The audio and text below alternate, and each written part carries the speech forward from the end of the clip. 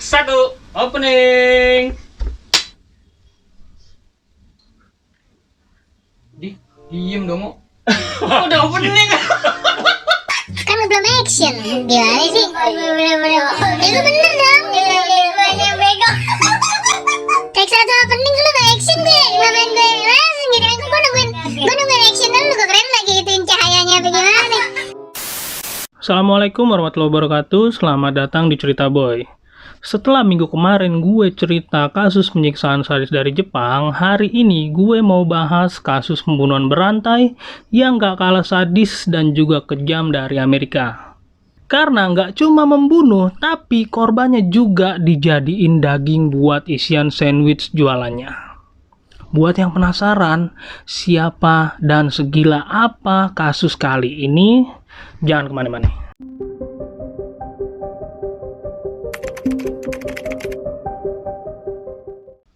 Kanibal.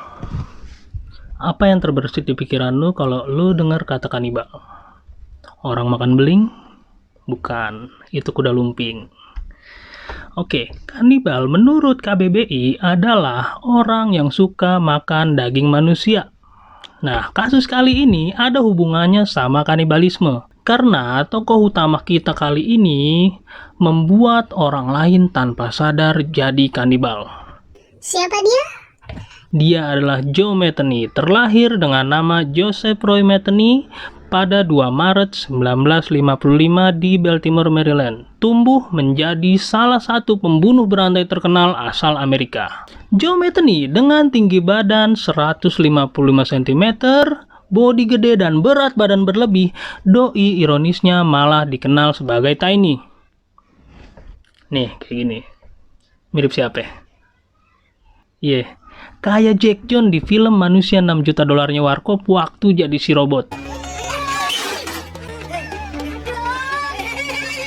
Metheny ngabisin banyak waktunya di bar, tinggal di perkemahan kumuh bareng gelandangan lainnya di South Baltimore, dan ngabisin hampir seluruh uangnya buat beli crack, heroin, kokain, dan minuman keras. Tapi biarpun dia kayaknya hidupnya tuh kayak orang gak beres gitu, dia punya pekerjaan tetap sebagai pengemudi forklift, dikenal orang bisa berbicara dengan baik, dan juga dia punya tata krama yang baik. Gila kan? Semua dimulai pada Juli 1994. Pada saat itu, Metheny kerja sebagai sopir truk. Tinggal sama ceweknya yang juga pecandu berat narkoba dan anak laki-lakinya yang berumur 6 tahun. Sampai suatu ketika dia tuh kerja lembur sampai kemalaman. Dia pulang ke rumah seperti biasa, tapi ada keanehan nih. Dia buka pintu. Rumahnya gelap gulita, dia nyalain lampu, dia cari. Oh, sepi banget nih rumah, nggak ada anak sama istrinya. Bukan istrinya deh, pacarnya, karena dia belum nikah. Ya biasalah di Amerika gitu ya kan. Jangan di sini, grebek loh, kena kumpul kebo. Nah, dia cari-cari tuh, kemana nih cewek sama anak gue nih yang gue sayangin. Gak ada, gak ketemu. Sampai ternyata dia berpikiran nih, kabur dia, bawa barang-barang berharga, dan anak gue yang paling gue sayangin. Menurut si Metheny ini ya, lu nggak perlu kabur. Kalau perlu lu gue kasih duit buat lu kabur. Lu cuma tinggal kasihin anak gue, anterin ke nyokap gue, ya. Abis itu lu bawa semua barang-barang berharga gue nggak peduli. Dan lu kalau perlu nggak usah temuin gue lagi. Tapi lu jangan bawa anak gue. Tapi itu nggak terjadi. Dan itu tuh jadi suatu, aku mau bilang api dalam sekam, ntar gue dibikin kocak lagi sama editor gila gue kan. Kayak api kecil yang suatu saat akan menyala membakar.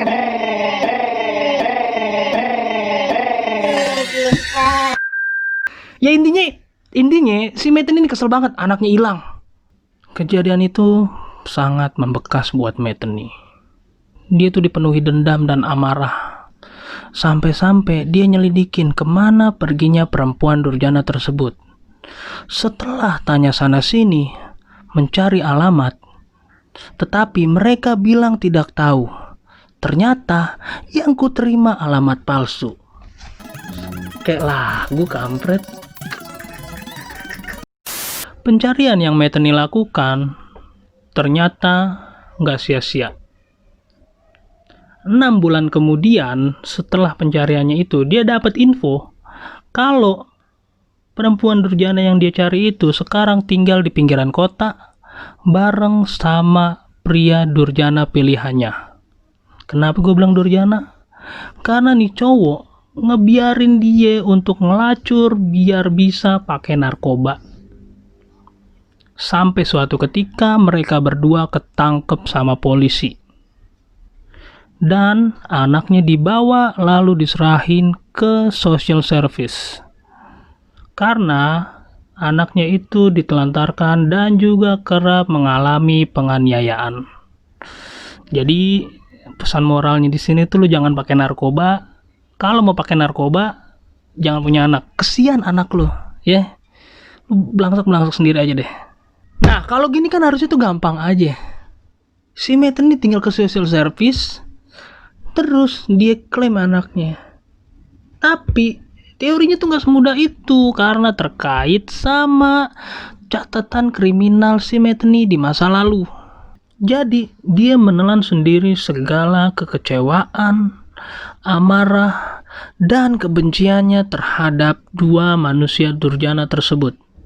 Karena mereka udah menyebabkan dia nggak bisa lagi ketemu sama anak kesayangannya tersebut. Dia terus memupuk dendamnya dan dapat info terbaru kalau 2 manusia incarannya ini lagi dimabuk narkoba di bawah jembatan bareng sama gelandangan-gelandangan yang tinggal di situ. Metheny yang mengetahui hal tersebut langsung mencari mereka dengan membawa sebilah kapak. Tapi sesampainya di sana, duduk dua-duaan, makan roti buaya, dengar lagu kita.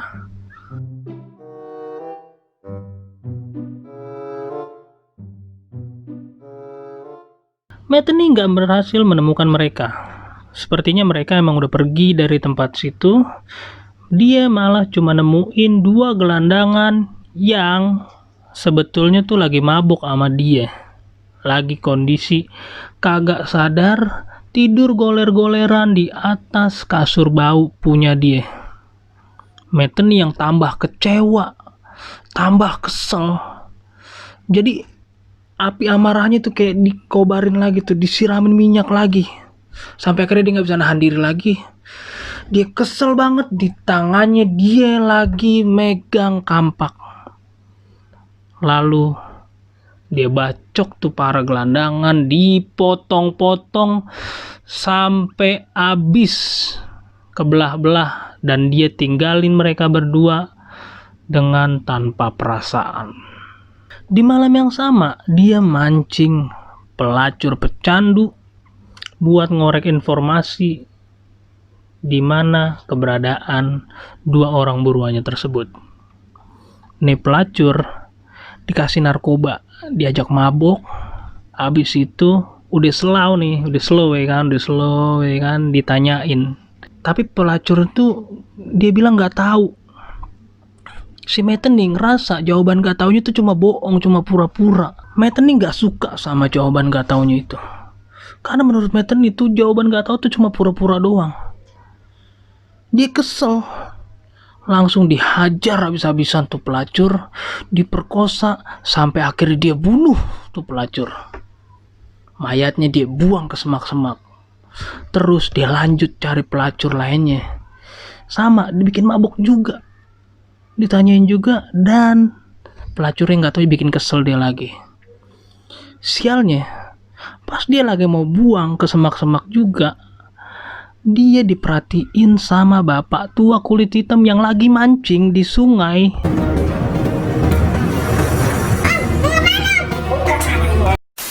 Jadi nggak sengaja kelihatan sama tuh bapak tua. Nah, Metheny takut. Aksi yang gilanya tadi, aksi pembunuhannya tadi dilaporin ke polisi. Dia langsung ambil tongkat besi yang tergeletak di tanah dan dikejar tuh bapak-bapak. Terus dihantam kepalanya dengan kuat. Bapak tua itu akhirnya terkulai lemas dan tewas seketika dengan luka di kepala yang menganga. Metheny lanjut ngiket 3 korbannya itu dengan batu dan membuangnya ke dalam sungai. Tadi itu adalah malam yang sangat sibuk buat Metheny. Lu bayangin nih, 5 pembunuhan dalam waktu 7 jam. Gila, udah kayak kejar restoran aja nih orang. Lanjut, abis dia ngebunuh-bunuhin itu, dia bersihin badannya yang udah mandi darah di sungai. Terus dia coba ngebersihin TKP sebisanya dan lanjut pergi dari situ. 2,5 minggu kemudian, setelah kejadian di bawah jembatan tersebut, dia dapat panggilan oleh polisi. Dia ditangkap dan dituntut atas pembunuhan 2 gelandangan yang udah dipotong-potong. 18 bulan lamanya, Metheny menghabiskan waktunya di Baltimore City Jail sambil menunggu persidangan. Hingga akhirnya persidangan yang ditunggu tiba. Persidangan yang berlangsung selama 1 minggu. Dan gua gak ngerti ya. Entah karena emang korbannya nih cuma seorang gelandangan, atau emang penjahat-penjahat model begini tuh hokinya gede ya. Persidangan tuh akhirnya dibatalin, di stop, dan dia dibebasin karena kurangnya bukti-bukti yang ada buat menjerat Metheny. Metheny sekarang udah bebas merdeka. Dia pergi ke kantor lamanya. Dia minta sama bosnya supaya dikasih kerjaannya yang lama. Dan bosnya setuju buat ngasih kerjaan dia. Di situ, di tempat kerjanya itu, jadi ada trailer kecil nggak kepake. Dan dia minta sama bosnya, "Bos, boleh nggak kalau itu trailer buat tempat gue tinggal? Karena gue udah gak mungkin lagi tinggal di tempat gelandangan tadi kan." Dan bosnya ngasih. Dia tuh alasan gitu. Jadi, udah bos, gue tinggal di situ deh. Biar gue sekalian jagain kantor nih. Lo jadi gak usah sewa-sewa satpam ya kan. Dan bosnya setuju. Dikasih tuh trailer buat dia tinggal. Dikasih kunci gerbang perusahaannya, sama dikasih kunci buat gedung utama kantornya tersebut. Perusahaan tempat kerjanya ini posisinya tuh ada di ujung jalan dan di tempat yang sangat terisolasi. Setelah dapetin itu semua, Metheny tuh bilang bahwa ini tuh sempurna untuk apa yang akan gue lakukan. mau ngapain coba nih orang sampai ngomong kayak gitu. Sekarang Metheny udah tinggal di trailer. Pembunuhan yang awalnya karena gejolak nafsu amarah kini berubah jadi passion, jadi hasrat, jadi kayak ada dorongan dalam dirinya buat ngelakuin hal itu, jadi kayak hobi buat dia. Ditambah lagi ya, dari 5 pembunuhan yang dia lakuin, dia cuma dijerat atas 2 pembunuhan gelandangan. Yang gilanya dia bisa bebas dari jeratan hukum. Tambah pede aja kan dia buat nyalurin hobi gilanya ini. Hingga suatu hari dia mancing 2 pelacur pecandu dalam waktu yang gak bersamaan ya, beda-beda. Oke, 2 pelacur pecandunya ini adalah Kimberly Spicer dan Catherine Ann Magaziner masuk ke dalam trailernya. Di dalam situ dia muasin hasrat terpendamnya itu dengan membunuh dan memotong-motong mereka, mengambil dan memisahkan dagingnya, lalu memasukkan potongan-potongan dagingnya itu ke dalam wadah plastik penyimpanan dan lalu disimpan ke dalam freezernya. Setelah menyelesaikan urusannya di dalam freezer, kenapa jadi dalam freezer? Setelah menyelesaikan urusannya di dalam trailer, dia lalu membuang sisa-sisa jasad para korbannya ini ke dalam beberapa lubang kubur yang dangkal di hutan kecil di belakang kantornya. Beberapa minggu kemudian, ketika akhir pekan, dia membuka usaha kecil-kecilan. Dia bikin stand kecil di pinggir jalan, jualan pit beef sandwich, sejenis burger sama-sama roti isi daging, tapi ini beda. Jadi kalau di burger tuh ya, isinya tuh ground meat, ya daging cincang dibentuk jadi patty. Nah kalau pit beef ini isinya tuh thin slice meat. Jadi daging diiris tipis-tipis. Metheny tapi tetap dia pakai daging sapi sama daging babi asli. Nah, terus dia oplos sama daging korbannya yang tadi udah dia simpen. Kata dia si daging manusia tuh mirip-mirip sama daging babi, yang kalau dioplos tuh nggak bakalan ada pelanggannya yang bakal sadar. Kalau nggak percaya, coba tanya Sumanto deh. Gue nggak pernah nyoba daging manusia soalnya. Desember 1996, usaha gilanya tuh berjalan lancar. Selama berminggu-minggu nggak ada pelanggannya yang komplain sama makanan yang dia buat. Semua pelanggannya mulai dari penduduk kota, pengemudi truk, dan juga siapapun yang lewat di jalanan itu membeli dan memakan sandwich jualannya. Dan tanpa sadar, mereka udah jadi kanibal. Karena mereka makan daging manusia. Suatu ketika, dia kehabisan daging istimewanya itu.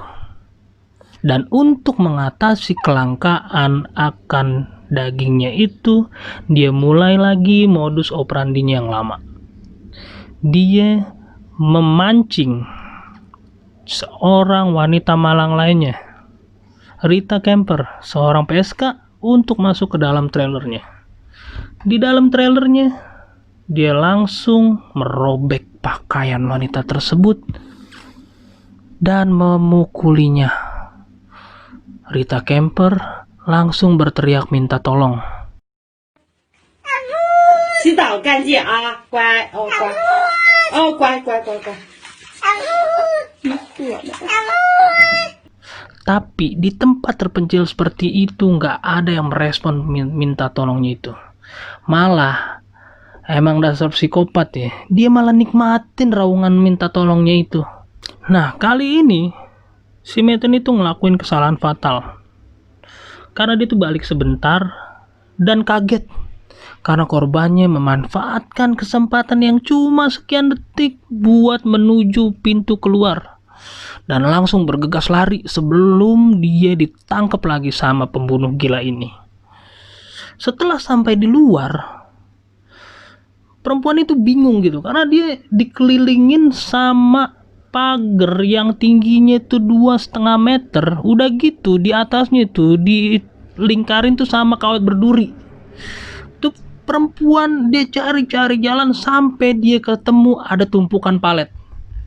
Dia panjat paletnya satu persatu. Oh iya, gue lupa kasih tau, paletnya ini tingginya sama kira-kira 3 meteran. Jadi dia bisa naikin itu buat ngelewatin pagernya tanpa terkena sama kawat berdurinya. Metheny panik kan, dia langsung kejar, tapi tuh perempuan lari sampai ke jalanan, dan di jalanan tadi dia diselamatin sama orang yang lewat pakai mobil. Perempuan tadi lanjut dianterin sama para penolongnya ini ke pom bensin terdekat dan langsung nelpon polisi. Metheny sadar bahwa kelalaian tersebut akan berakibat fatal buat dirinya. Dia tahu polisi lagi jalan mengarah ke tempatnya. Dia tuh kayak udah pasrah gitu, ya udahlah kalau datang dah. Dia langsung kumpulin pakaian sang korban. Dia ambil kunci gerbang depan dan dia buka tuh gerbang depan. Mobil polisi langsung menepi. Polisi langsung menyeruak, bersiaga menodongkan pistol ke arahnya dan memerintahkannya untuk tiarap dan naruh tangan di atas kepalanya.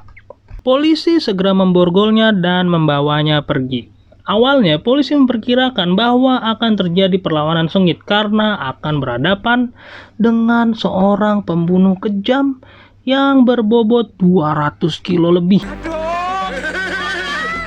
Tapi yang tidak polisi perkirakan adalah pengakuan terus terang dan detail tentang segala pembunuhan sadis yang telah dia lakukan. Di kantor polisi, Metheny bersiap untuk menghadapi interogasi polisi. Sang korban melapor bahwa Metheny mencoba untuk membunuhnya. Polisi menyuruhnya duduk di dalam ruangan kecil tempat interogasi berlangsung. Polisi menginterogasinya dan mencoba mengetahui apa saja yang sudah Metheny lakukan. Dan dengan senang hati, Metheny membeberkan segala tindak kejahatan yang telah dia lakukan dengan detail. Bahkan, dia menceritakan pembunuhan yang udah dia lakuin 2 tahun lalu di bawah jembatan tadi, yang padahal dia udah bisa lolos dari jeratan hukum. Metheny itu mengaku udah ngebunuh 10 orang. Pihak kepolisian yakin dia nggak bakal berhenti ngebunuh, andai aja dia tuh nggak ketangkep.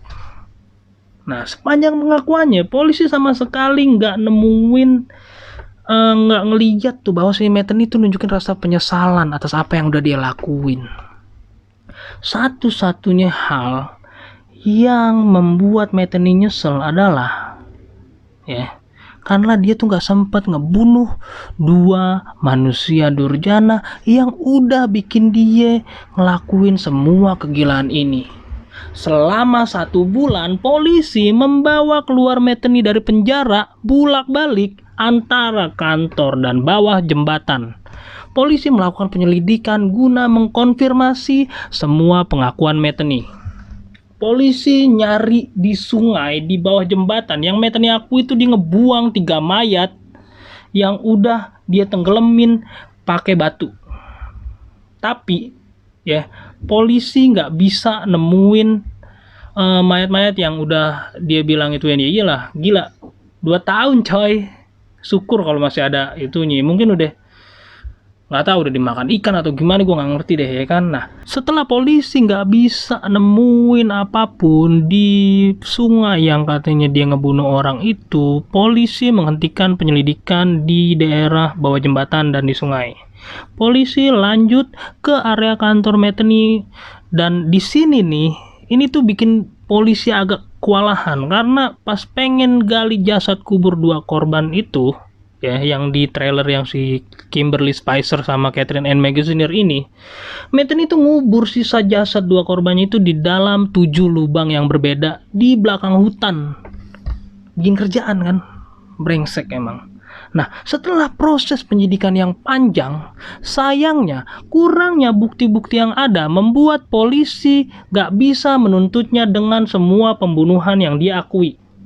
Di tahun 1997, Metheny diganjar hukuman 50 tahun penjara atas penculikan dan percobaan penyerangan seksual terhadap Rita Kemper. Di tahun 1998, Metheny dituntut hukuman mati atas pembunuhan terhadap Spicer. Saat pembacaan putusan, Metheny bilang kalau dia menikmati pembunuhan yang dia lakukan dan dia merasa ada dorongan dalam diri untuk melakukan pembunuhan, seperti kecanduan akan hal itu, dan dia nggak punya alasan lain kenapa membunuh selain bahwa dia sangat menyukai untuk melakukan hal tersebut. Gila. Lanjut, di tahun 98 ya, bulan Agustus, dia ngaku bersalah. Oke, dia ngakuin bersalah atas pembunuhan dan perampokan terhadap Magaziner, dan jaksa juga menuntut hukuman mati atas hal tersebut. Oke, gue review ulang ya tuntutannya ya. Pertama, dari kasus Kemper dia dituntut 50 tahun penjara. Dari kasus Spicer dia dituntut hukuman mati.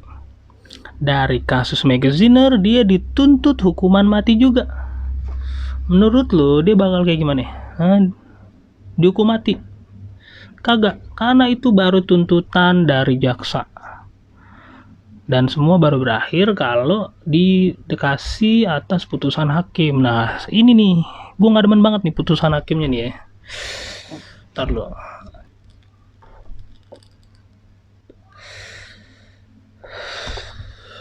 Gue lanjut ya. Jadi di tahun 2000, pembunuhan yang dilakuin terhadap Spicer itu diganjar hukuman mati, tapi akhirnya sama pengadilan tuh dibatalin terus diganti dengan penjara seumur hidup tanpa pembebasan bersyarat. Kok bisa? Kok kayak gitu? Jadi nih pihak pengadilan merasionalisasi. Jadi pengadilan pakai rasional sama orang yang kagak rasional, sama orang gila gitu. Aduh, gak ngerti ya kan. Nah, pengadilan merasionalisasi pembunuhan terhadap Spicer itu terjadi karena tindakan perampokan.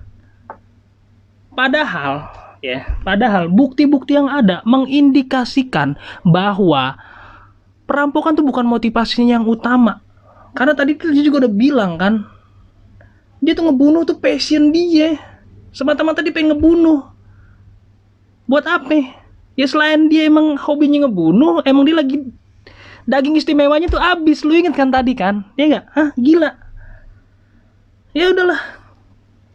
Akhirnya diputusin lah. Dia dipenjara seumur hidup tanpa pembebasan bersyarat. Dan kabar terakhir menyebutkan bahwa Metheny ditemukan meninggal di dalam sel tahanannya di Western Correctional Institution di Cumberland, Maryland pada 5 Agustus 2017 kemarin di umurnya yang ke-62 tahun. Ya udahlah, gitulah. Berakhir udah kegilaan yang udah si Metheny lakukan. Mungkin lo maunya tuh dia langsung dihukum mati ya kan. Tapi sayangnya hukum dunia tuh nggak bisa selalu ngikutin apa kemauan lo. Gue jadi inget kata-katanya Mick Jagger nih. You can always get what you want. Lu nggak bisa selalu dapetin apa yang lu mau. Cari lagunya enak kok. Oke. Terima kasih buat semua yang udah ngikutin cerita ini dari awal sampai akhir. Tetap support gue dengan subscribe dan like video ini. Yang punya saran atau kritik bisa tulis di kolom komentar. See you on the next episode. Sayonara. Wassalamualaikum warahmatullahi wabarakatuh.